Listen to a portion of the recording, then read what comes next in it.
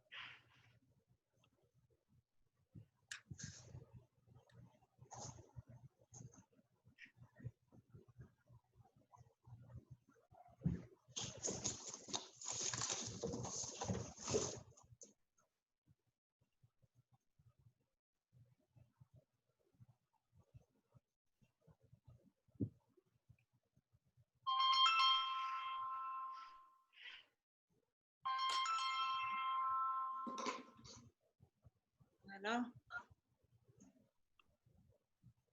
እንደምን አደርሽ?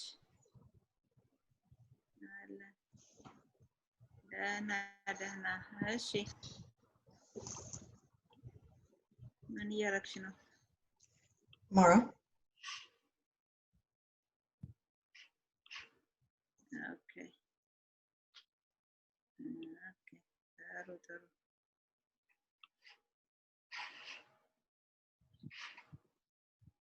እስካሁን አልዘነበም። አሁን ግን ሊዘንብ ነበር። ሊዘንብ እየጀመረ ነው። እስካሁን ምንም የለም።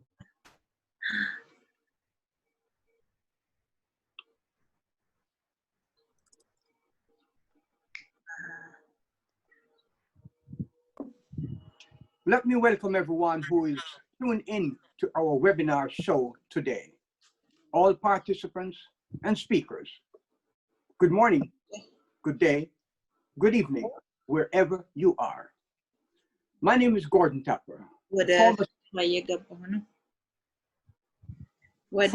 ስብሰባ እየገባሁ ነው። ዙም ስብሰባ።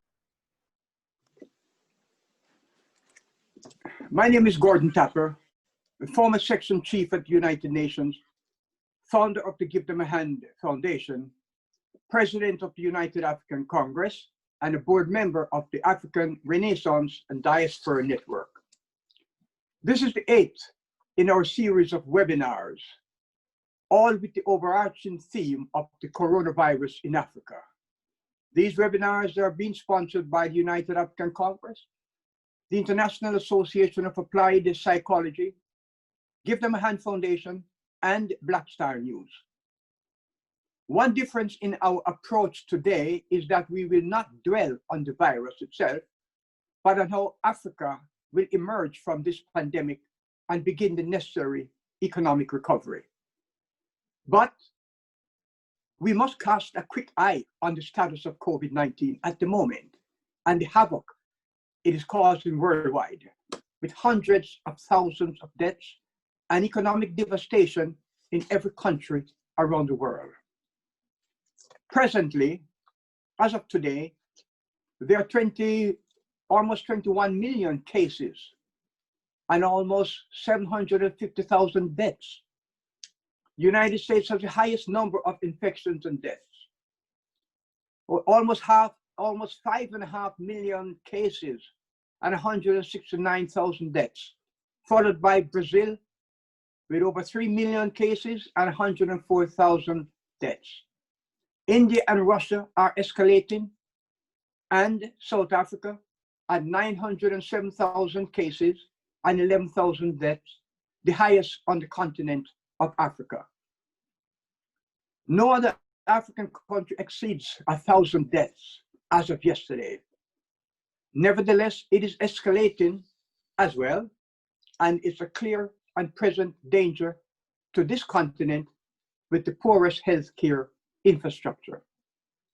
However, as I said earlier, we will not dwell on the virus, but begin to focus on what comes after COVID-19. Certainly, economic recovery for a continent that is far from wealthy, though endowed with more natural resources than any other, it will be necessary for G7 nations and the international financial institutions to arrive at a package that not only relieves Africa of the crushing debt it bears, but invests in its recovery as well. For its part, Africa must adapt. It must begin to reconsider its relationship with those who benefit most from its raw materials and the other resources that are handed over at little profit to those who then go on to profit mightily from the mistakes that were made pre- and post-colonial times. Africa must also be able to feed itself and shed the huge food importation bill it incurs. I read recently that Africa spends in excess of 35 billion each year on food importation. It probably is more than that. One way to achieve that is to have plans that make agriculture an attractive and noble pursuit, and not just an exercise of a lonely man scraping in the dust with his fork and his hoe, or walking behind his cow endlessly. Agriculture must be attractive to the young people and seen as a way where they can make a decent living, and perhaps even more than that. It must be made attractive and rewarding to keep young people from the rural into the overcrowded cities, to join in the uncertainty of the informal market and slum living. Enter agripreneurship, a way forward. We have three persons here today who will tell us what agripreneurship is, how it works, and how it can create a better climate for our young people and investors. They are Mr. Emmanuel Parsimei Sakuda, who lives on farms in the semi-arid and arid regions of the Rift Valley in Kenya. Then we have Mr. Raymond Gilpin, who is a senior analyst at the United Nations Development Program Regional Bureau for Africa, and Mr. Chimimba David Phiri, the FAO Subregional Coordinator for East Africa. We have two persons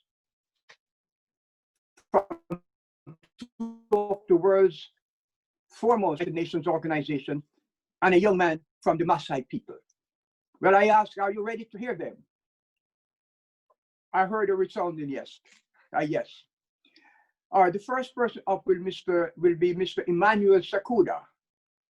When I spoke with the UN Habitat in Nairobi, they recommended Mr. Sakuda to me. They said that through his activities, he was transforming the landscape of the Kajiado County in the arid and semi-arid Rift Valley of Kenya. We want to hear more about that and how he's achieving that. Mr. Sakuda is here, and he will come on the screen to say hello. However, he will be making his presentation by video, as internet connection from where he is, we discovered, is sometimes unstable. However, he will be live for the Q&A session. Emmanuel, please come on. Thanks a lot, Mr. Tapa. My name is Emmanuel Parsimei Sakuda, and I come from Kenya, Rift Valley province in Kenya, Kajiado County. My locality is predominantly a pastoral region that deal with most people practice pastoral lifestyle, and this involves rearing of cattle and goats and sheep. I started a project on crop production, and this has been my journey for the last 6 years now, and I've been involved in training individuals and groups, including school-going kids on the importance of crop production. I've been trying to change the mindset of the pastoral community that I come from, that they can also have an alternative mode of making a living, and this is through crop production. The Maasais depend on cattle, and removing Maasai from cattle rearing is very hard.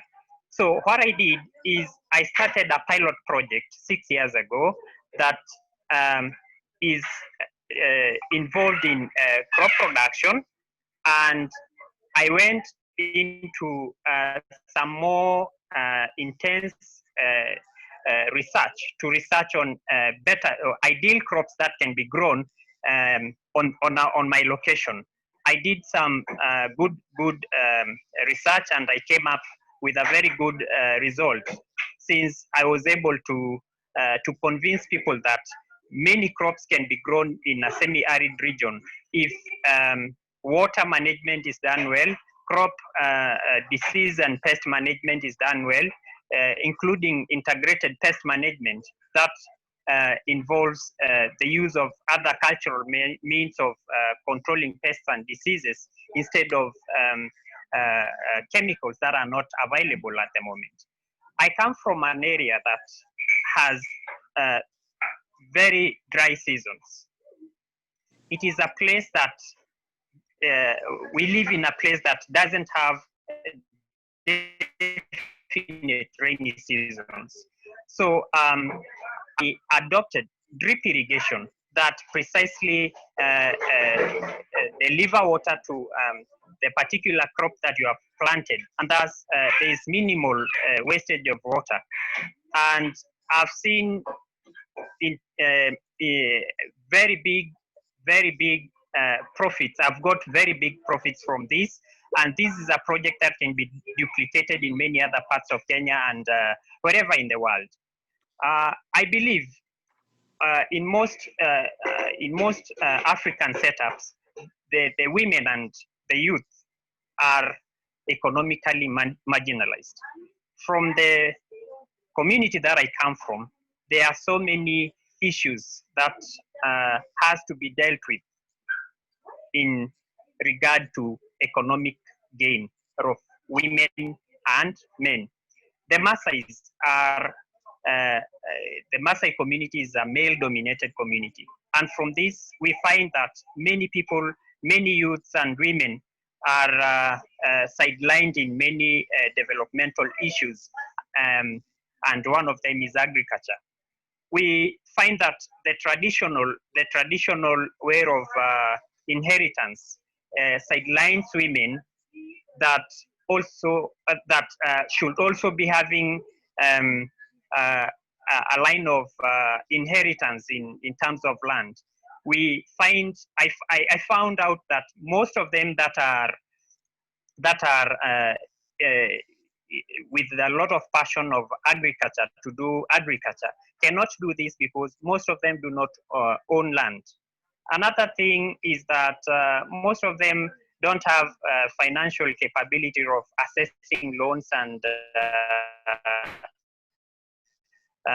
this is a factor that has to be dealt with in order to venture into any agripreneurship enterprise. And I have been trying to spearhead some kind of movement so that women and the youths are given a chance to do farming, because most of them don't have a chance to venture into business because there are no resources to start for startups to start their businesses. There are no resources that can be channeled into this cause. My other presentation is on video. Maybe Gordon, you can take over and put it across. I'll be back for Q&A. All right, very good. Yes, Maura. Now, what you're seeing are photographs of the pilot project that Emmanuel has undertaken.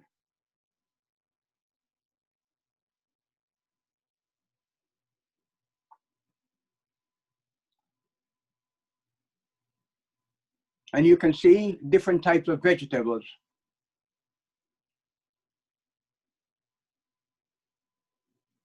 And now his video presentation. I am Emmanuel Parsimei Supari, and I am a biotechnologist by profession. And I've been involved in agripreneurship and agribusiness enterprises for the last 6 years.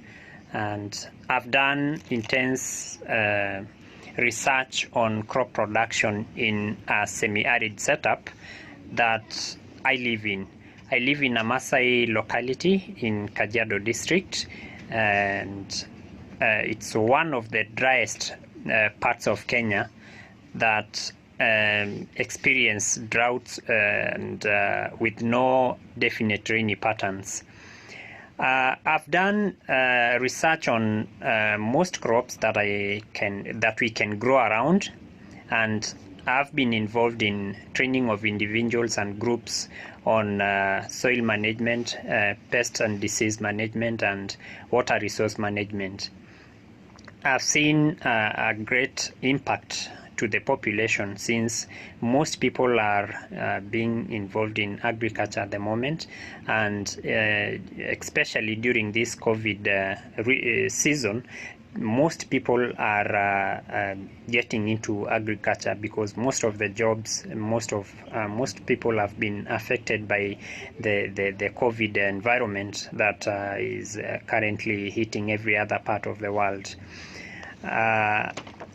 Since I started my projects, I've been targeting mostly the most economically marginalized groups, and these are women and the youth that are economically marginalized in this male-dominated community, and these are the Maasais.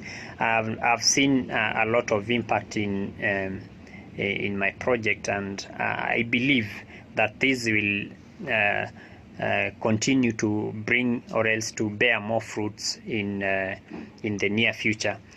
I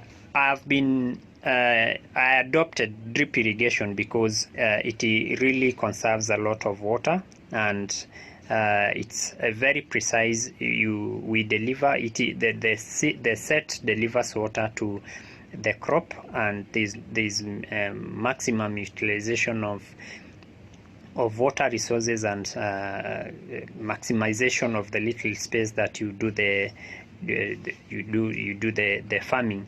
So I believe with more intervention, we can really improve food production, since my main objective is to develop a self-sustaining community that is free from hunger and economic strains in the current situation.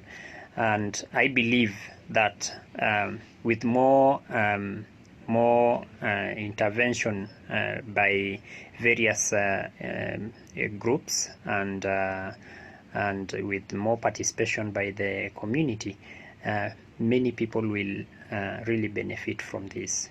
Thanks a lot for my presentation, and God bless you. Thank you very much, Emmanuel, for your highly informative presentation. Thanks for the compliments, Gordon. Okay, thank you very much, my friend.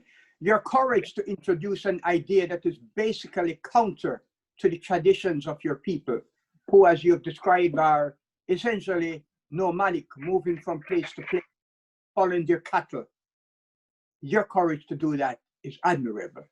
I hope that there is someone out there on this webinar listening to your story who will support your project and help you take it from pilot project status to standard procedure. Thanks again. I did say that you were recommended by Habitat. That is not so. As a United Nations person, I think of Nairobi as Habitat. But it was recommended by a friend. You were recommended by a friend in Nairobi, not by you in Habitat. Yes. And thank you very much. Yes. Thanks a lot. Our next speaker, mute. Okay. Our next speaker is Mr. Raymond Gilpin. He is the chief economist and head of strategy and analysis in the Regional Bureau for Africa at UNDP. I would like to invite Mr. Gilpin to take the stage. He manages and coordinates UNDP's network of senior economic advisors that serve the 46 sub-Saharan countries. His background is impressive. He was the academic dean at the Africa Center for Strategic Studies in Washington, D.C. He held senior positions at the Central Bank of Sierra Leone, the African Development Bank, and the World Bank. He was inducted into the Martin Luther King Collegium of Scholars at the historic Morehouse College in Atlanta for his work in economics and peace. And he holds a doctorate in development economics from Cambridge University. Raymond, we need to hear from you. Thank you so much. Thank you so much, Gordon, for that very generous introduction. I'm very pleased to be here to have an opportunity to think through some of the challenging issues that we are facing, not just with the pandemic, but also with the need to make the most of our greatest asset on the continent, which happen to be our youth. And I'd ask for the slideshow to be to start, or do I share my screen? I think you should share your screen. I have to be made a co-host. Okay, by Maura. Yes. Oh, there we are. Okay, so I'll just say next slide and next slide. Next slide, please. Next slide. Yes, we talked a little bit about the broad issue of COVID-19 in Africa. But before we go into entrepreneurship and youth, let's just see where we are today.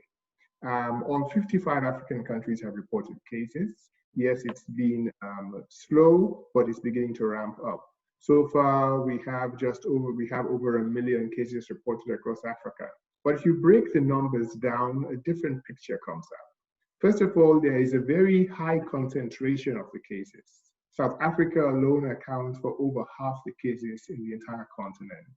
The top 10 countries account for 82% of all the cases. If you compare Africa with globally, Africa accounts for about 17% of the world's population, but we have just a little over 5% of the global cases and 2.8% of the global deaths. Bottom line, it's not as bad in Africa as it is in most of the rest of the world. However, with Africa, next slide. Next slide, please. With Africa, the issue is not just flattening the curve, the blue curve, but it's raising the Africa average of healthcare capacity. And this is why the socioeconomic side of the virus in Africa is going to be a lot. This is why the socioeconomic side, I just saw a note saying you can't hear me very well. The socioeconomic side of the virus in Africa is going to be a lot worse than the healthcare side. What are some of the costs? We could see that in terms of our productivity, income losses, capital outflows, food consumption, everything is scheduled to go down because of COVID. Huge losses. But there are also major opportunities. One of those major opportunities is that when it comes to food security, Africa could begin to look inward. The Africa Continental Free Trade Agreement provides a platform to start thinking about how Africa could feed itself. Because a lot of the trading barriers, both tariff and non-tariff barriers across the continent, which make it easier for a farmer in Kenya to trade with companies in Europe than it is to trade with companies in West Africa, the Africa Continental Free Trade Agreement provides that platform. And so, first of all, it's an opportunity for us to think through how we utilize this opportunity. Second, it's an opportunity for us to see how we could use this opportunity to engage Africa's youthful population. Most other parts of the world, we are seeing demographic decline, demographic decay, but Africa still has a vibrant youthful population. And how do we get them into the, how do we get them more engaged and more firmly entrenched into economic and job creating issues? The third thing is that Africa natural resources, if properly managed and harnessed, could pay for the continent's development. And this is not just a matter of natural resources and the natural resource contracting, but it's also a matter of public expenditure management. It's also a matter of stopping the illicit financial flows that leave the continent every year. It's also a matter of finding instruments to optimize and maximize remittance inflows.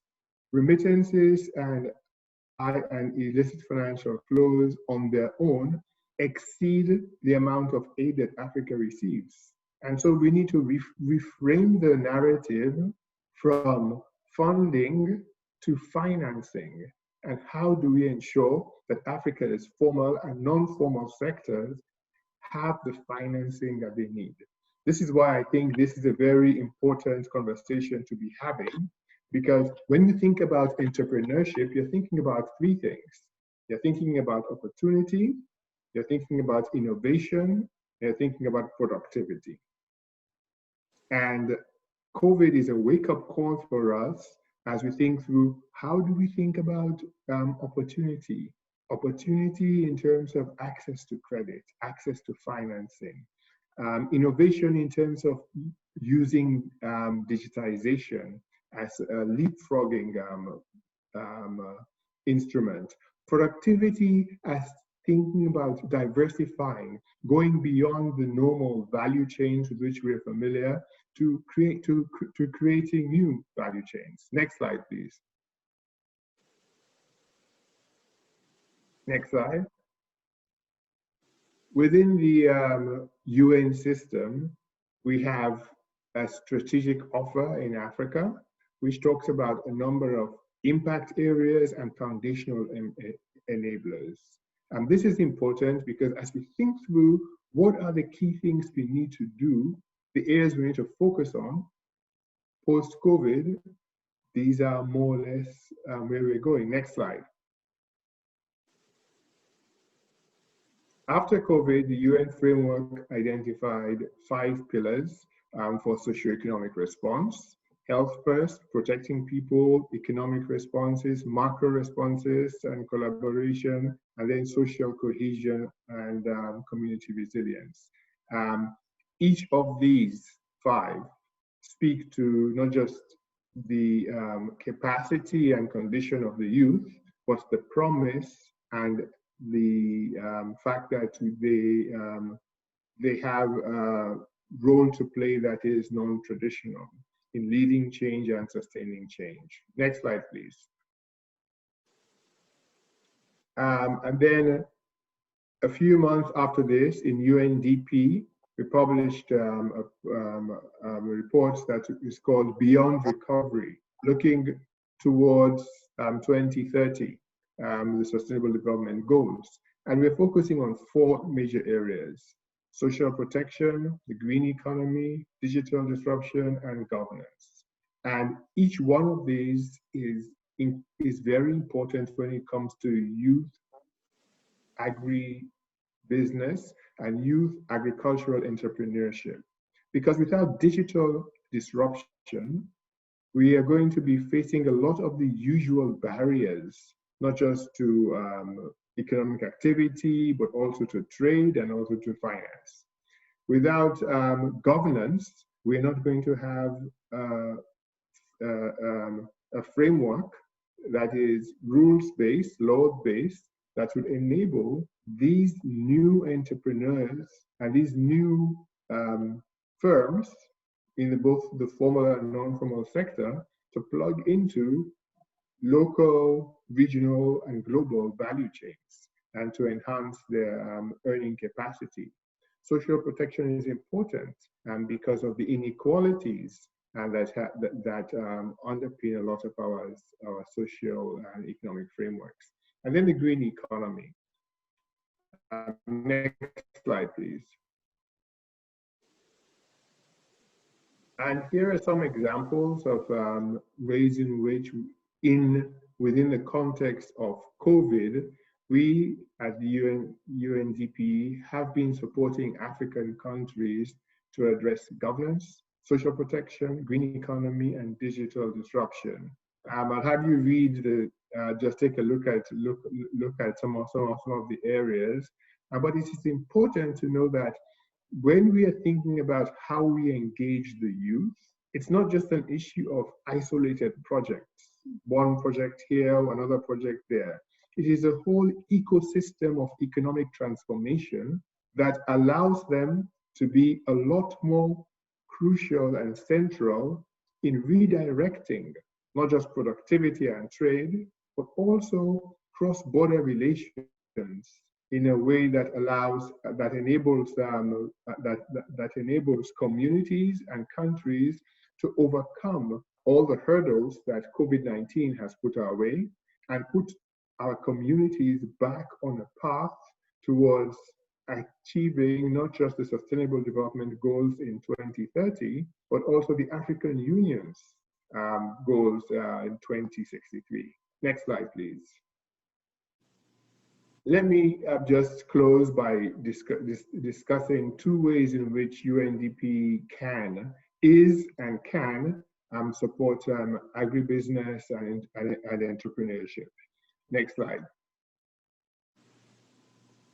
Okay, in 2019, last year, UNDP launched something called Accelerator Labs. And these are, we currently have them in 60 locations in 78 countries. And in Africa, we have the most. We have over 40 accelerator labs. And what are these labs? These labs are networks that UNDP curates that allows fast, sustainable, and innovative learning when it comes to sustainable development issues.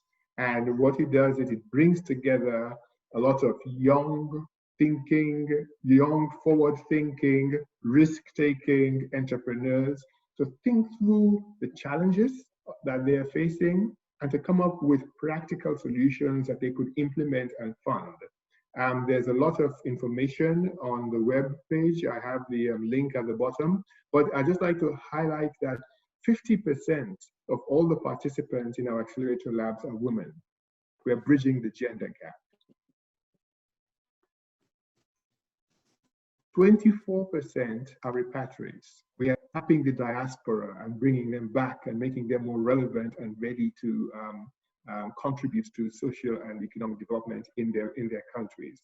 And the focus here is we want to usher in 21st century change and transformation across the continent. We want to close the gaps between thinking and practice, and we want to accelerate the change. We're not happy to rest back and say we might have change. We want to make it come faster.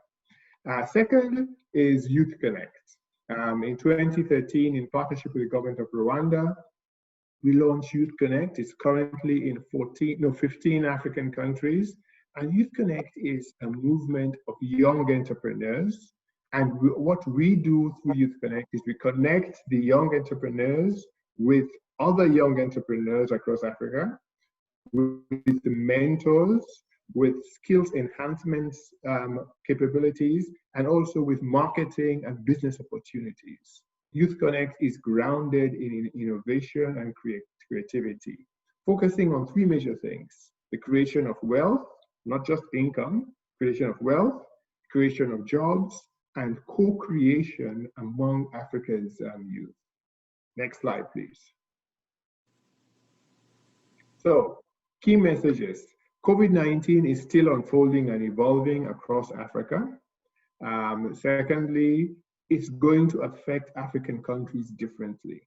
However, and the transmission mechanisms will differ. But however, it's important as we analyze not just how hard countries are hit, it's also important that we take time to understand how we can work together to unravel the challenges.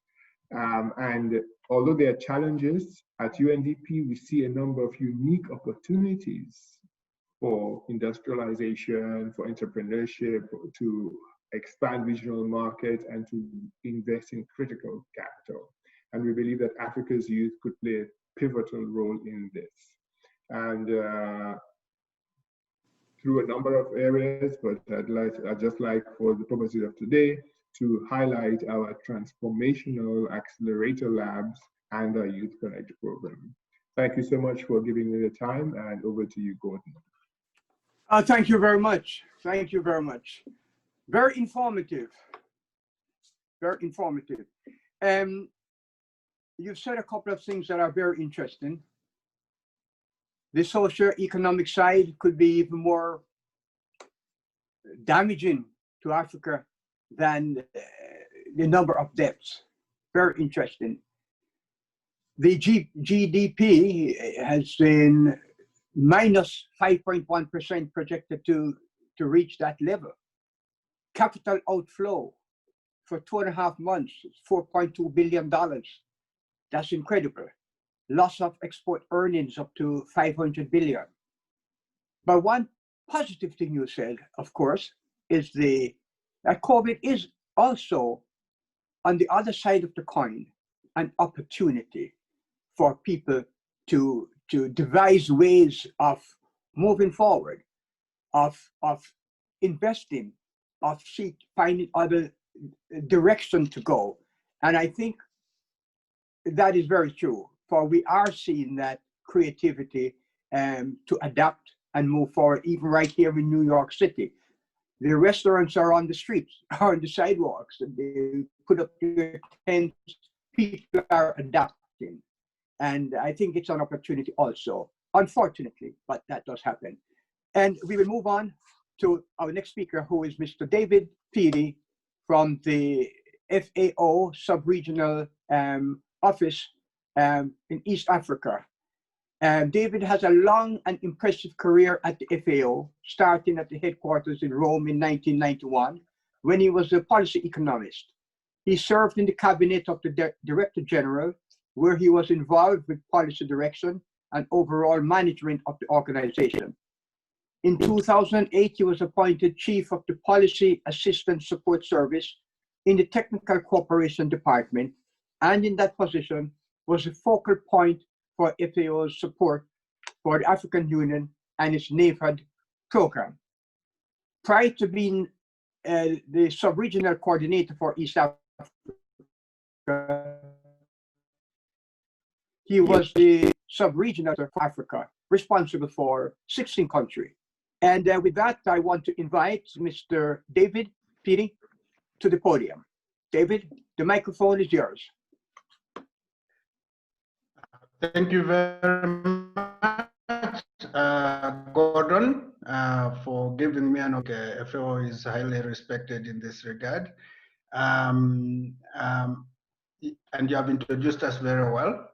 We obviously believe very strongly in the future of agripreneurship, because agriculture, I think, is the gateway to getting as many youths employed as possible, and as many youths to create jobs not only for themselves, but for others as well.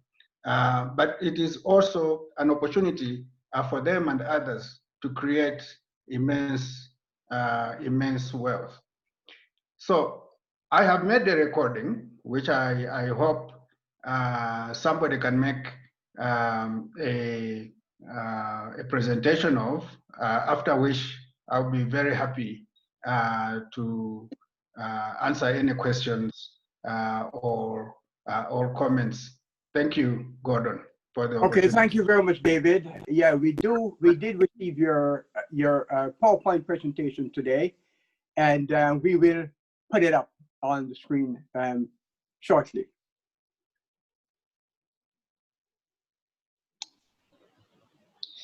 Good evening, Gordon and other executive members of the African Union Congress. Ladies and gentlemen, my name is Chimimba David Phiri, FAO Subregional Coordinator for Eastern Africa, and also representative to the African Union and United Nations Economic Commission for Africa. I am very honored to be speaking on a very important topic.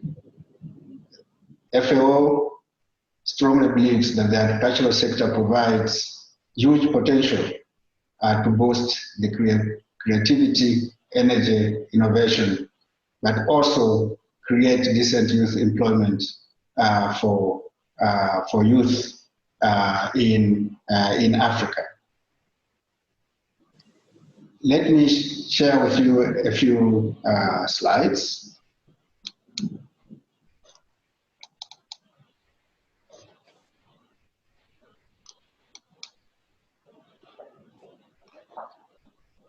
So you already know who I am. Let me start by giving a few statistics on the situation in sub-Saharan Africa, where we're situated. Sub-Saharan Africa has got the youngest population in the world. Over 60% of the total population of about 1 billion people is below the age of 24. The youth population is expected to continue to grow in the next decades, more than doubling from current levels by 2055. A large percentage of the population in sub-Saharan Africa is heavily reliant on agriculture for income and unemployment. Even prior to COVID-19, sub-Saharan Africa was faced with insufficient employment opportunities for youth. The situation will not change much over the next 10 years. At best, only 1 in 4 youths is expected to find a wage job, and most young people will end up working where the parents do right now, in family farms as well as in household enterprises. Therefore, unlocking youth agripreneurship is critical for agricultural transformation and youth employment in Africa. Now, let us define who the youth are. They are a diverse group of young women and young men. According to the UN, these would be under the age of 24 years. According to the African Union, these would be under the age of 35. They own businesses alone, and sometimes with others in support of agricultural value chains. They are disproportionately concentrated in the micro, small, and medium scale enterprises, as well as in the informal sector. With COVID, the youth are very much negatively impacted by the pandemic through disruptions to access to agricultural inputs, but also to output markets. Young entrepreneurs tend to have less assets and financial resources than their more experienced counterparts.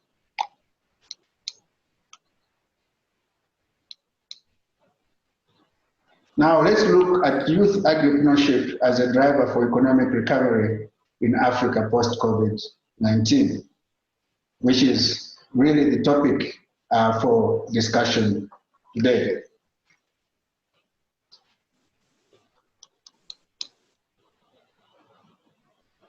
The youth agripreneurship is extremely important for ensuring inclusive growth and agricultural transformation. As we have said, the youth make up about 60% of the population, so any recovery efforts will need to be in line with making sure that the youth are an integral part of building back better. Youth innovation and energy are an important asset in responding to the crisis and transforming the agricultural sector. Young people tend to focus more on higher growth markets and are more responsive to new economic opportunities and trends. Despite little support, young agripreneurs are adapting and innovating in Africa.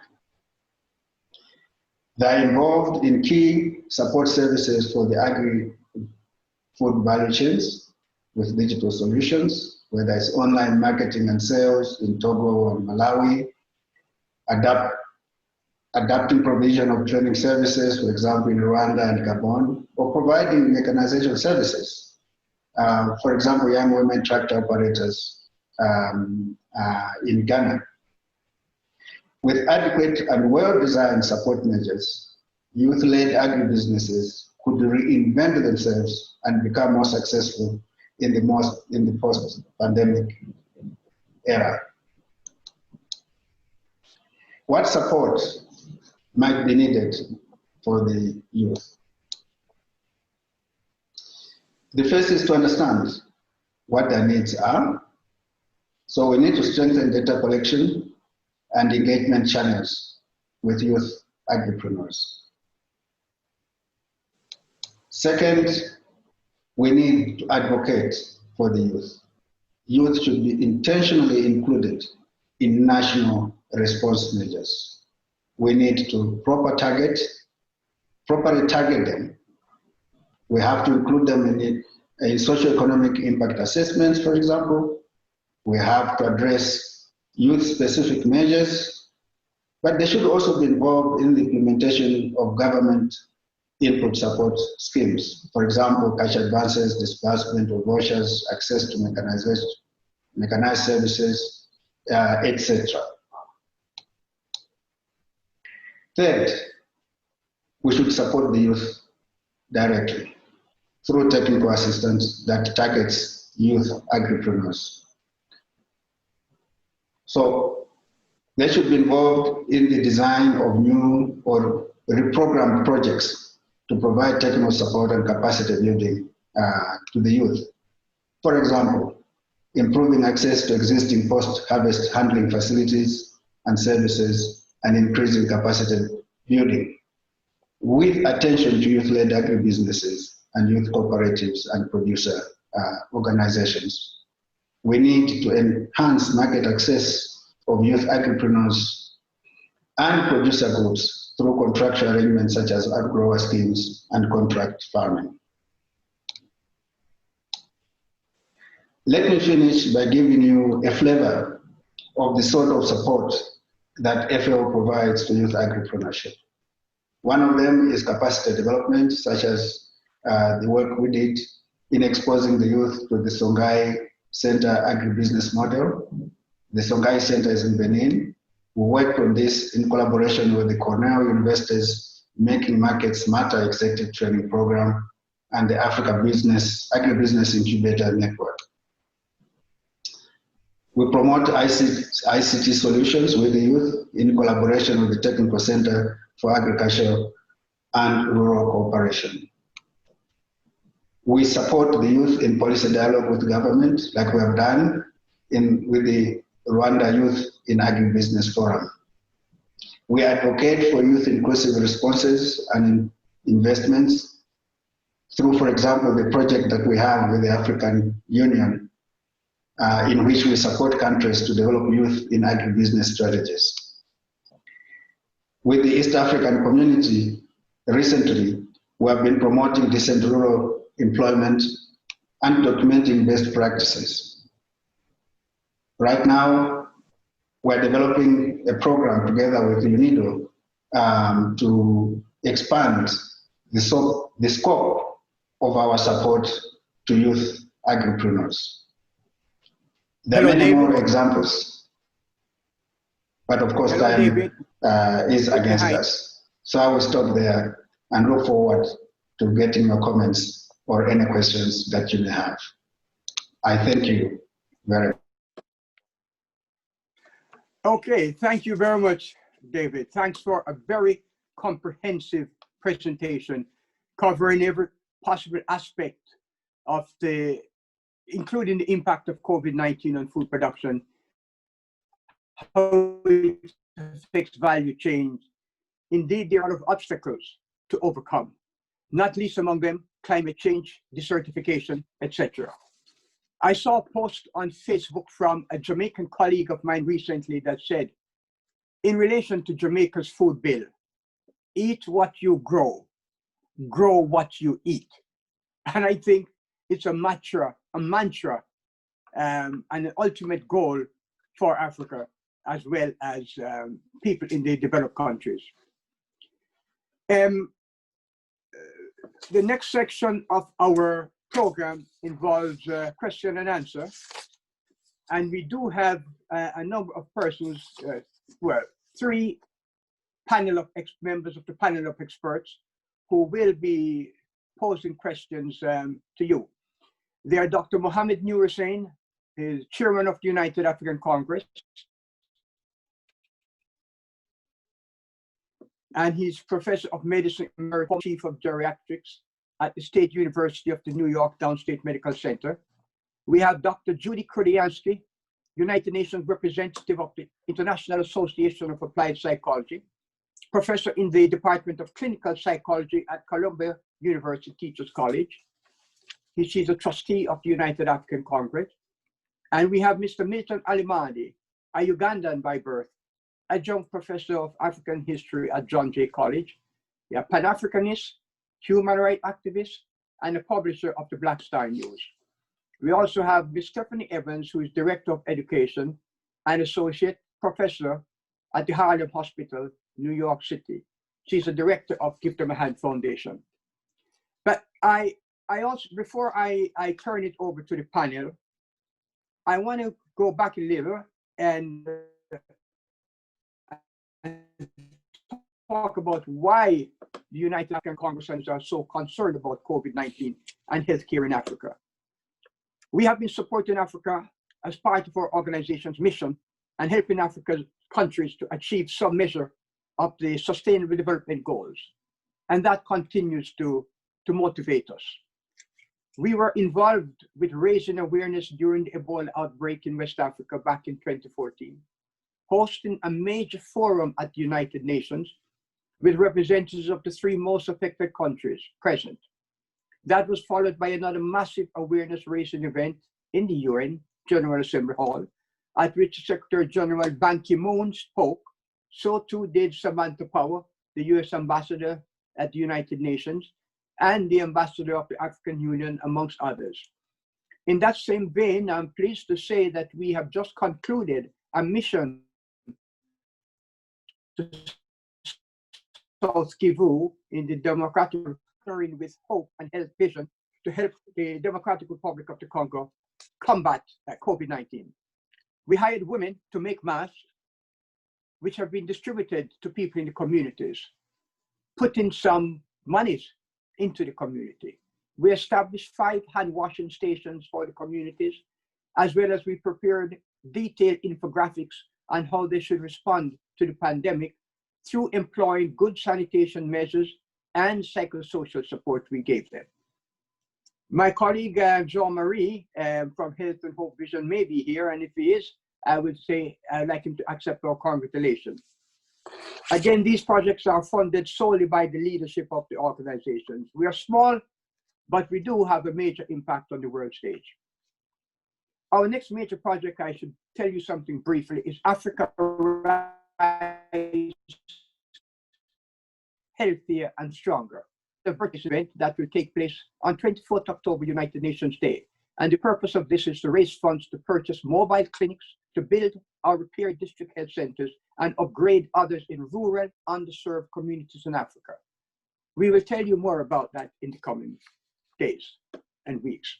And with that, I want to turn over to our panel of experts who will begin to pose questions to David, to Emmanuel, and to Raymond. And who will be the first to begin posing questions? I know Milton already has a number of questions in his repertoire. So I will ask him first to come forward. Milton.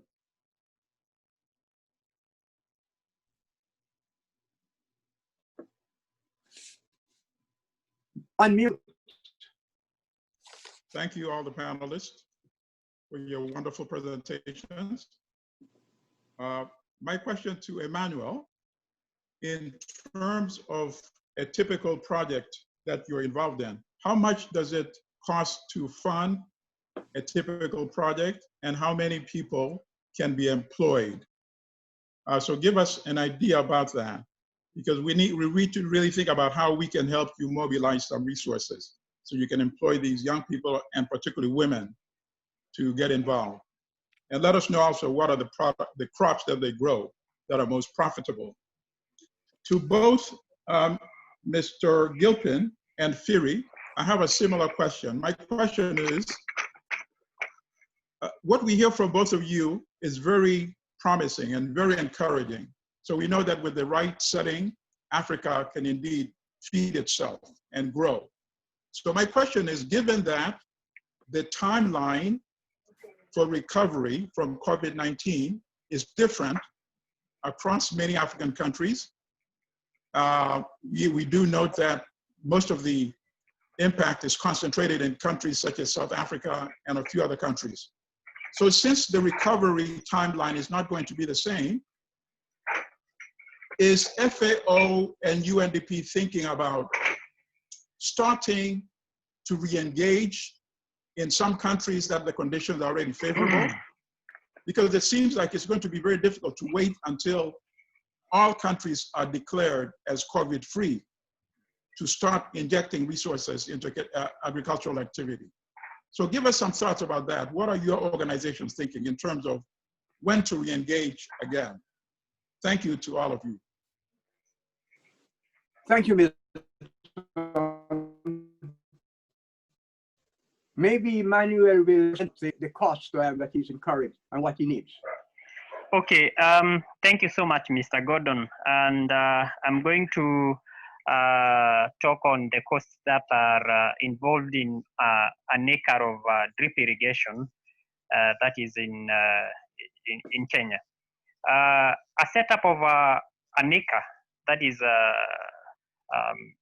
4,000 square meter can cost up to 150,000 Kenya shillings. That is approximately $1,500, and that can have a return of in the first season. Maybe if you do a crop like onions, that can give you a return in one season of up to 1 million shillings, because 1 acre of onions can give up to 20 tons of onions.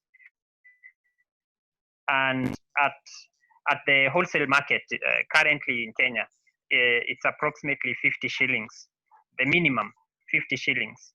So by 20,000 kilograms, that is 20 tons, it's approximately 1 million shillings, giving us a net profit of approximately 850,000 in one season. So this is one venture that the youth and women can be supported to alleviate poverty and fight against hunger in Africa.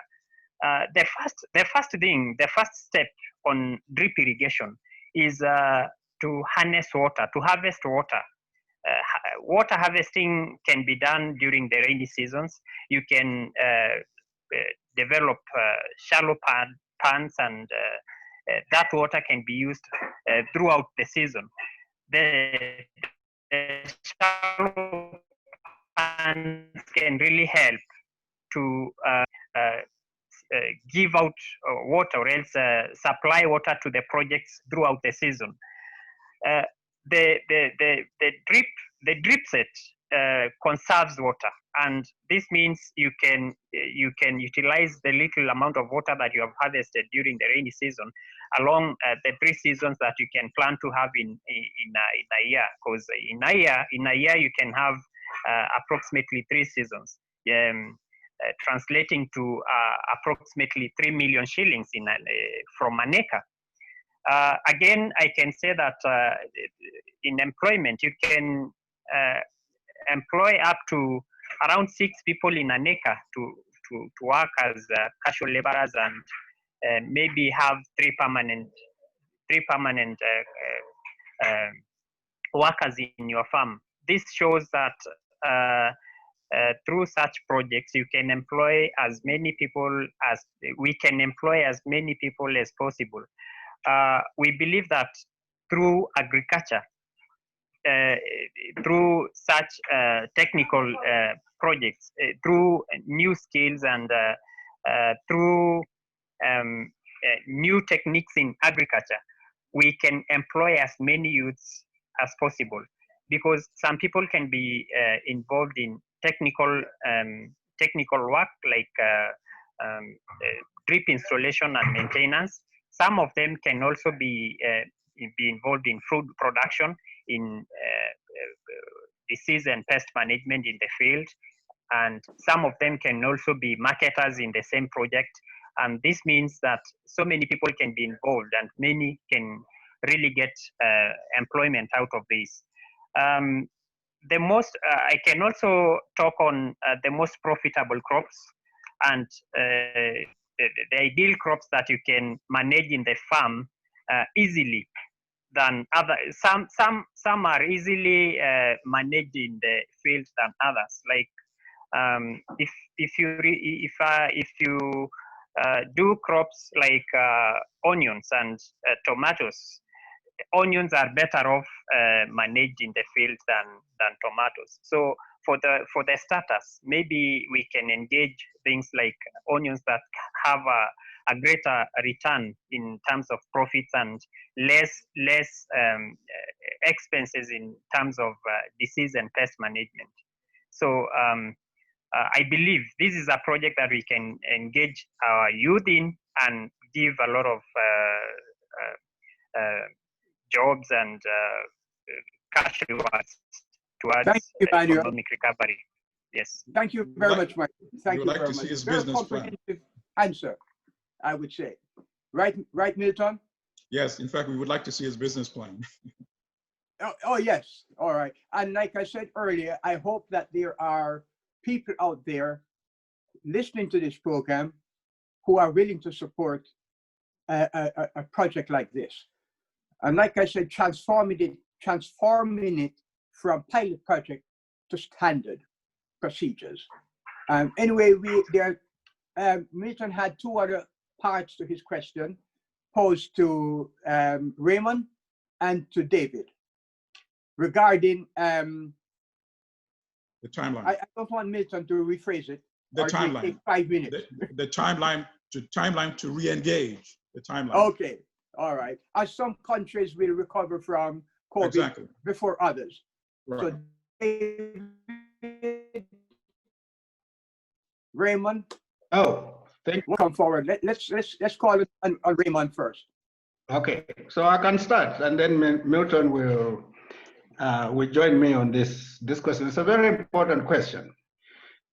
But you see, right early on with the COVID, especially with, we did realize that the health impacts alone would affect a lot of people with regard to getting themselves income and so on, to make sure that they had food that they needed.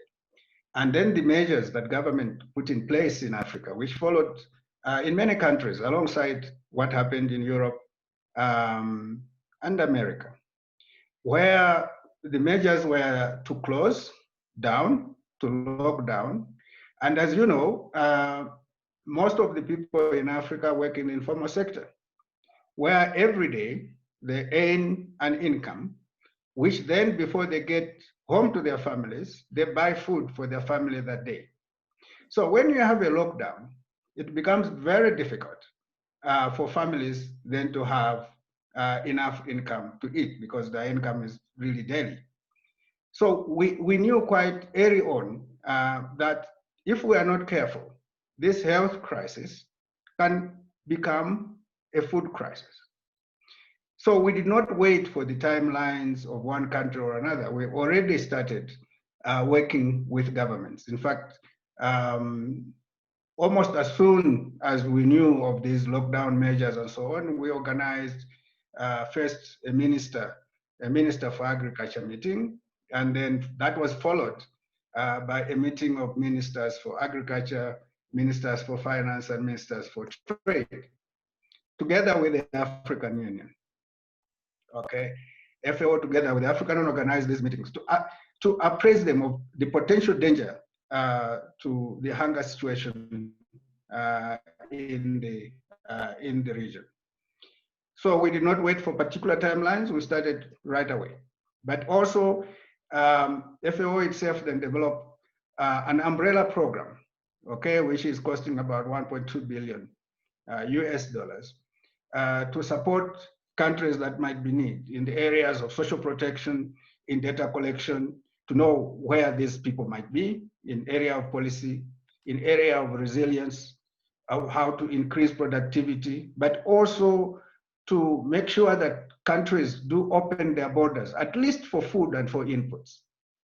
But importantly, we are also working on the animal health, human conflict. You know, most of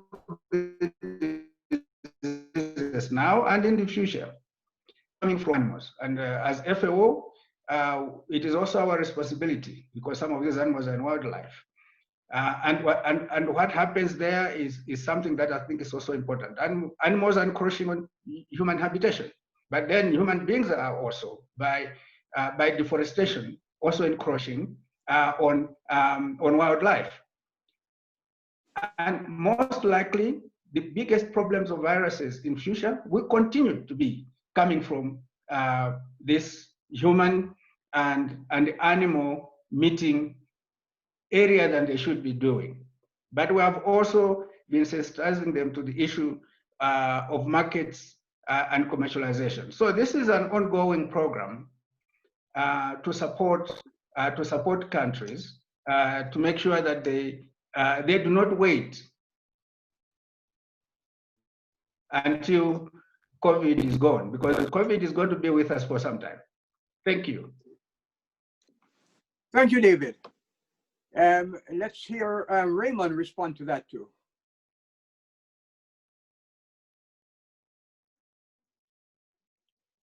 Raymond? He's not on. Okay, Dr. Judy, you're there, so you may want to pose your question now. Hope is something that I have heard Emmanuel and David and Raymond all offer, and that's really wonderful. I think every time we eat an onion or a tomato, we need to think of you, Emmanuel. And so Yep.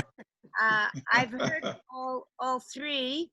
Oh, there's David, Emmanuel, and David and Raymond talk about the skills that are necessary for agribusiness and the capacity building.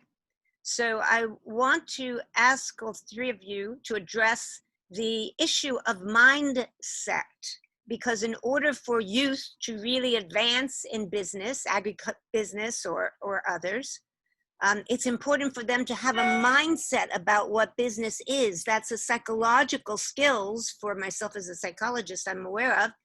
And there was a project that we actually proposed for Uganda that includes mindset into the skills building for business entrepreneurship, especially for youth who need to learn responsibility, hardworking, and self-esteem and confidence. And that is part of the FAO's manual that they have written.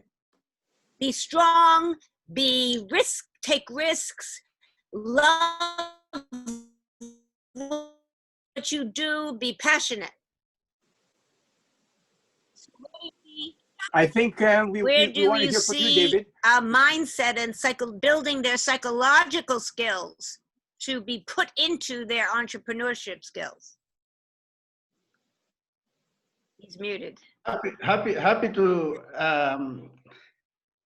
all our capacity development. Okay, and this, by the way, is also the main focus of the program that we are working on with UNIDO to help the youth. But even just the work that FAO does is exactly that, because we know that is the major constraint to moving forward. Yes. The mindset. The idea of thinking that first, that agriculture is for the people who have not made it. Right. Okay, that's the first thing we need to do. Okay, we are working on that change of mindset, that agriculture is a business. It has not to be practiced in the old age way of doing things, where right now the average farmer in Africa is more than 60 years of age. Wow. Okay, that's the average. Okay, we need to change the mindset that there are going to be young people who need to work as farmers, but as agripreneurs on the whole scale of the value chain. We're not talking only of production. Any young person can intervene in any point of the agricultural value chain that finishes them. It could be somebody who is producing, that is good enough. Somebody who is aggregating, that is good enough.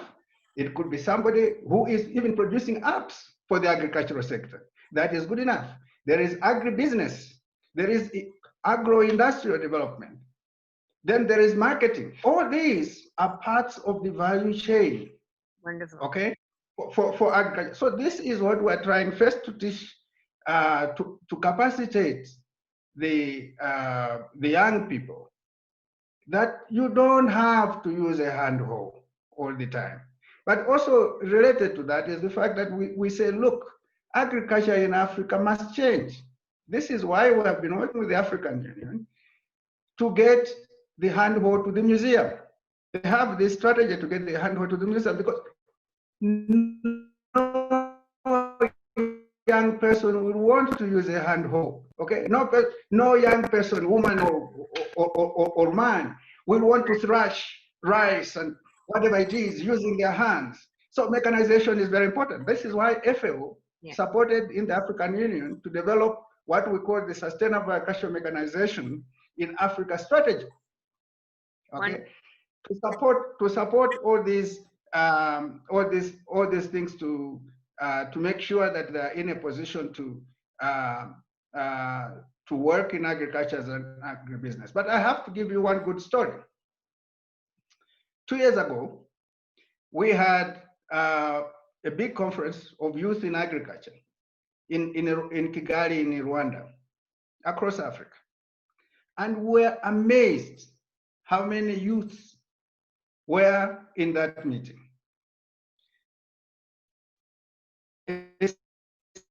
And all of them were giving us their ideas of what they have done and where they want to go. A sign that even in Africa, agripreneurship is changing. Thank you. Good.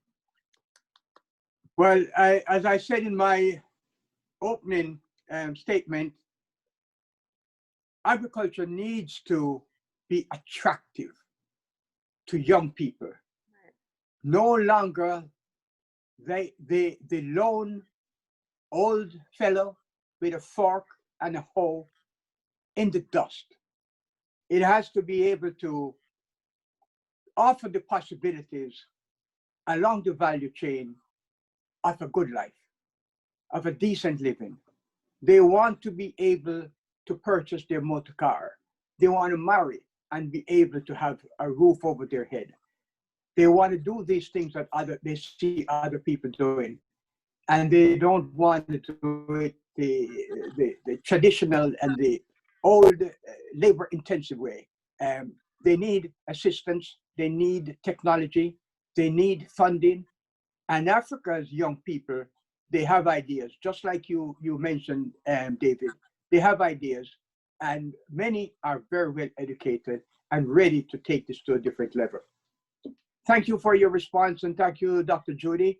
Now I'm going to go to the Professor of Medicine Emeritus, Dr. Noor Hussain, and he will ask a question. I believe Raymond is, we lost Raymond, so we now have David on the line and Emmanuel. So your question should be posed to them. Dr. Noor Hussain. Unmute. Dr. Noor Hussain. You have to unmute. Okay.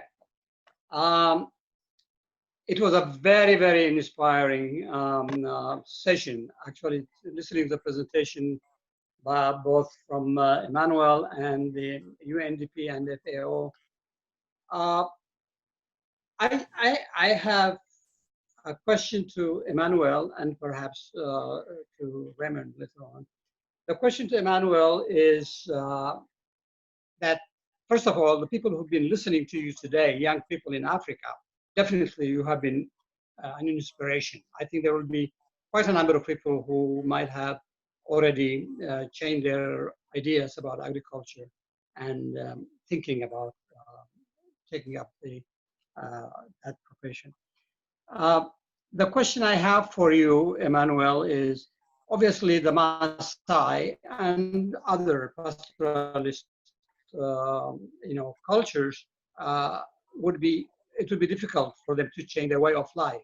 Are you, with this idea, trying to make them change their way of life and settle down as farmers, or or to take farming as a side kind of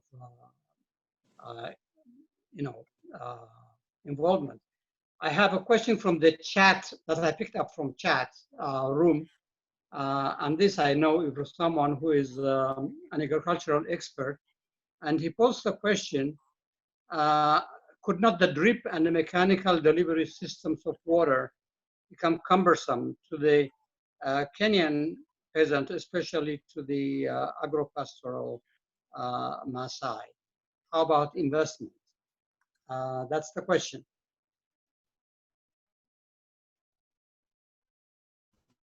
And I'm particularly happy that both UNDP and FAO are actually engaging the youth or focusing on the youth, and investing in that quite a bit. What I would like to mention, and this is a corollary to what Milton asked, the WHO predicts that the coronavirus pandemic will have a protracted insidious course in Africa. May not be as dramatic as it's seen in Europe and the United States, but will be protracted and may last for 2 years. While we plan on post-COVID development and the economy, reimagining it, perhaps not to go back to old ways, wouldn't there be a need for perhaps an interim plan or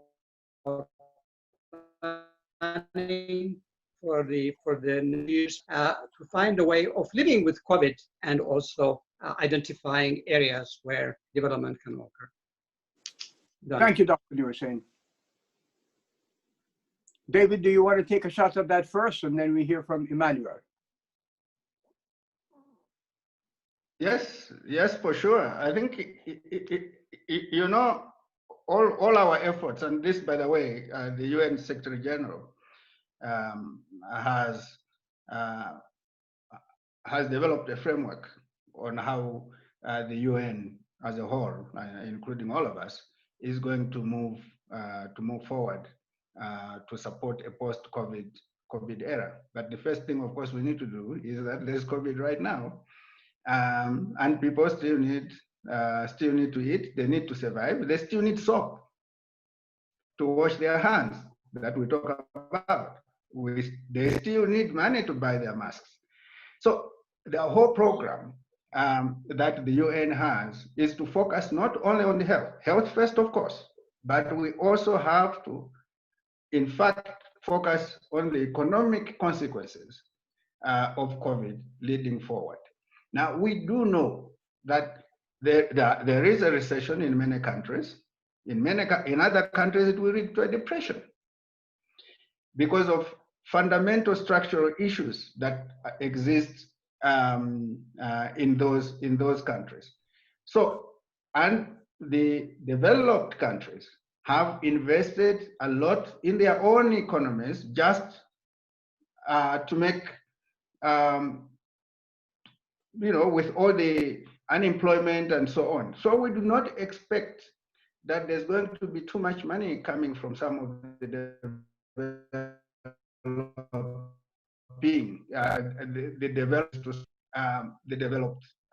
to support the developing countries, which, by the way, are already in huge debts. So, which means that governments have to be smarter in using the resources that they have.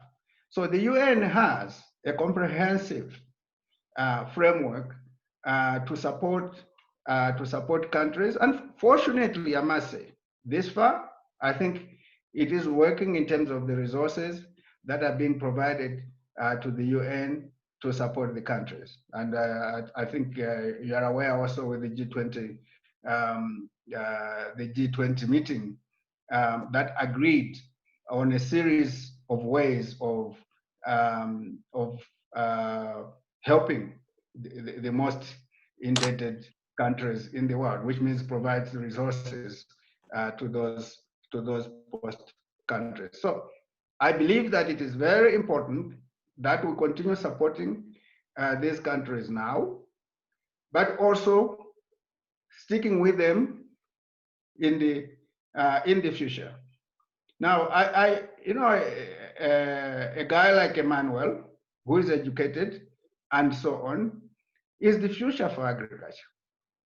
And we are seeing more and more Emmanuels in Africa trying to transform 1 hectare at a time. That is the way. So FAO and other organizations, including UNDP and others, are trying to support these people so that we can see best practices that we can then share with other communities to make sure that the world prospers together. Thank you. Thank you. Emmanuel, do you want Emmanuel? to?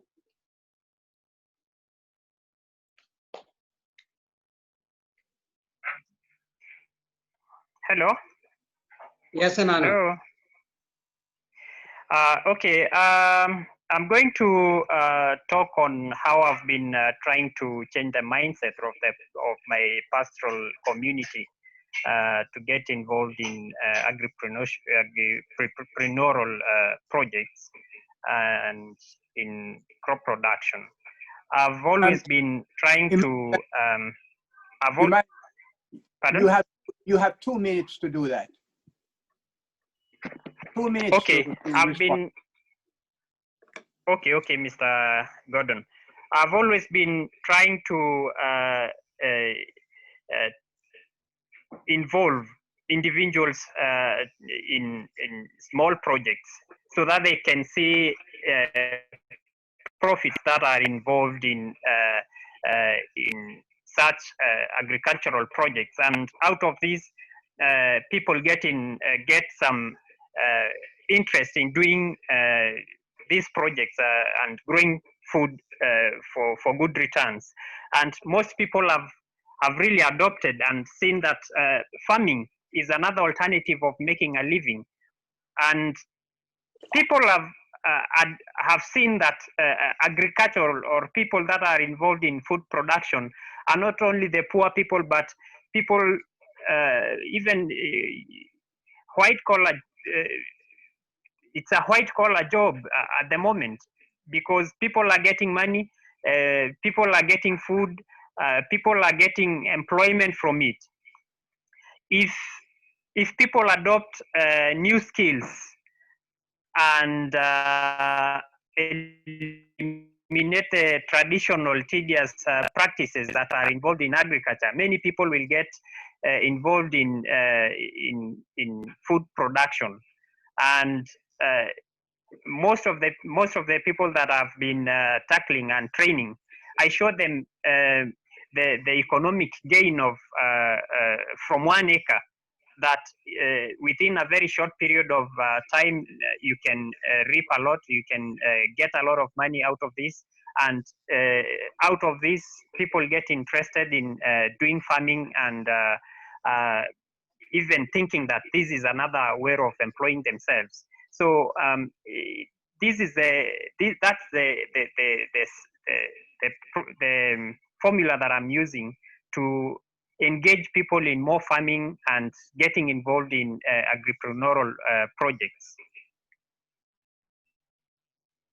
Right. The question that was asked was would the drip and mechanical delivery system of water become cumbersome to the pastoralist? You know, in other words, what kind of investment would that require? In drip irrigation, it's expensive when starting it. It's a one-off cost while starting it. But a drip set can really help you in maximizing profits and reducing the costs of production, because it cuts off, it's less labor intensive. It needs very few people to work in the field, like watering. You can, like, for example, watering, if you set a whole acre of land with on drip set, you just need to open a valve and the water flows. But on the other way around, if you are using the cultural methods of applying water to your farm, you'll have a lot of work in your farm. But unlike drip irrigation, very little labor is needed for that. You can even send your kid to open a valve and water flows to the whole acre. So it's only cash intensive while you are starting the project, but once you have established the project, you are good to go. And out of this, we are trying to change the mindset of the Maasais by showing them out of 1 acre you can get 1 million shillings in a very short period of time. Unlike pastoralism, which is which involves a lot of land and moving with cattle, and thus wasting a lot of time. Wow. If you get involved in, if you sell your livestock and get engaged in drip irrigation and crop production, you will save a lot of time and get a lot of money out of this. There are also very few risks involved in drip irrigation, unlike pastoralism. In pastoralism, you will be challenged by droughts. You'll have a lot of losses, but in drip irrigation, there are very minimal challenges and risks involved. Thank you, Emmanuel. Thank you, Emmanuel. Wonderful. I want to thank who is with the office of David in FAO for answering a lot of questions that we would be answering in the chat box. She has been very active. I see she's communicating with Nahanla, who is from South Africa, and they're arranging to meet to discuss funding of projects for women groups, which is fantastic. Somebody needs to mute. Could everyone mute? Could everyone mute? I also want to thank Ethiopia's Gabriel. I want to thank Ethiopia's Gabrielle Michael. She is on several of our webinars, and her husband is an agronomist, and he had a question. He posed a question, and I'm happy to see that it was responded to by Noma Themba. And Noma Themba is from Ethiopia with David. So wonderful. Our last speaker, our last person posing the question, a panel of experts, will be Stephanie, and she has a choice of wrapping up or asking a question. Stephanie. Gordon, I think I'll wrap up in the interest of time so that we can go ahead. Okay. So today, I would like to thank everybody, and I'm sure Gordon will do that again, for the wonderful presentations. And today we had an increasing recognition of the strategic importance of agriculture and agribusiness in the contribution to job creation, food and nutrition security, and the economic development in Africa. We know that Africa has a significant amount of arable land, around 600 million hectares of arable land, roughly 60% of the global total. So agricultural growth is important for Africa and very important for food security than from any other continent. So this is an exciting and challenging point in Africa's economic development. It currently faces many challenges such as poverty, malnutrition, conflict, issues with climate, but we have a significant resource, a growing youth population. In addition, Africa spends about $35 billion every year for food purchased externally, and that's expected to increase to 110 billion by 2025. So the opportunities for agriculture and agribusiness is enormous. In addition, as we said, Africa has one of the youngest populations in the world, with over 50% of the population under 20. According to the Brookings Institute, 60% of Africa's 1.25 billion people are under 25, the youngest population in the world. However, youth account for 60% of the unemployed. So if we can fulfill a market gap, if we train youth with the right skills to ensure that they can become entrepreneurs and job creators. With this high youth unemployment and soaring food imports, this is a huge opportunity post-COVID for training young people in entrepreneurship in agribusiness to help them create their own business, to generate income, and to stem some of the unemployment issues. So encouraging agripreneurship is a critical part of the solution. We're going to create jobs for youth, workforce development. They will make a significant contribution to economic development and also to the environment as well. So the entrepreneurs, when we talk about agripreneur, many of us on the panel, of course, were not sure what an agripreneur is, and we've learned a lot ourselves. They play a vital role in this innovation. They've improved agricultural productivity, and they also impact the life of the community. And when they succeed, they create profitable and competitive business. They generate revenue, and they improve the food supply chain, and they impact the larger community. So we know that increasing farming will, and we have to, as some people in the chat, we have to change the mindset, as I think one of our members of the chat box says, and Thea, she talked about, we have to change and re-educate people that farming is not a career, it's a career choice that we can teach our kids that it's important.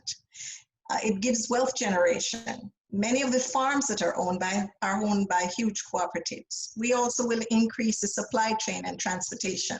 So the growth for agriculture is vast, and therefore having agripreneurship paired with technology innovation will make for enhanced national development.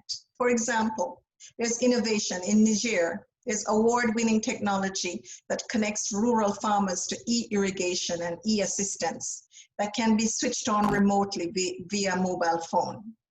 Other areas, they're using social media platform and video blogs to share innovations and skill utilized. So agriculture can be changed. Now, I think Nanhandla had mentioned, what about women in agripreneurship? That's one of the areas that we need resources to build on. Women agripreneurs are on an untapped resource. There are many. In fact, in Uganda, there is a very famous, lots of women taking initiatives, but they face a series of barriers and constraints in realizing their full potential. That's due to the fact that women have a huge high load for domestic household work and care duties. They usually have poor access to finance, in some area fewer legal rights, limited business skills, and also lack of access to education and lack of access to mentors. So for women, we need to level the playing field. I was happy to hear today when we talked about the Youth Connect program, more educational programs that Mr. Gilpin talked about, like accelerator labs. We need to provide more access to resources and microfinancing, and we need to set up partnering opportunities for women out there. So youth entrepreneurs can overcome the barriers, and particularly women as well, by doing skill development, education, access to finance, and link to professional networks. So we learned today about youth accelerator programs where youth can gain entrepreneurial skills, funding and mentorship, and agricultural focus-based business skills, and learn from having other students where we can have incentive and inspiration for other people to realize that agriculture is a career. Supporting entrepreneurial skills development with a focus on agribusiness can be an engine for job creation to absorb the growing number of young people searching for employment. And it can be critical for agricultural transformation and, more importantly, food security, because as we've seen in COVID-19, food security and supply chain and access to food under the lockdown became a critical issue. So having local food supply, local agriculture will make a significant difference. Thank you. Thank you very much, Stephanie. It's a wonderful wrap-up of the questions that have been posed in the chat box and in the statements that the presentations we have had from Raymond, from David, and of course from Emmanuel. I want to thank them all for very interesting, informative presentation, eye-opening, I must say, and also to the audience who are here. I should also be thanking our technical support, Maura, and you, the panelists. Thank you all, and have a wonderful rest of the day, the evening, or the night. Thank you all for being here. Thank you.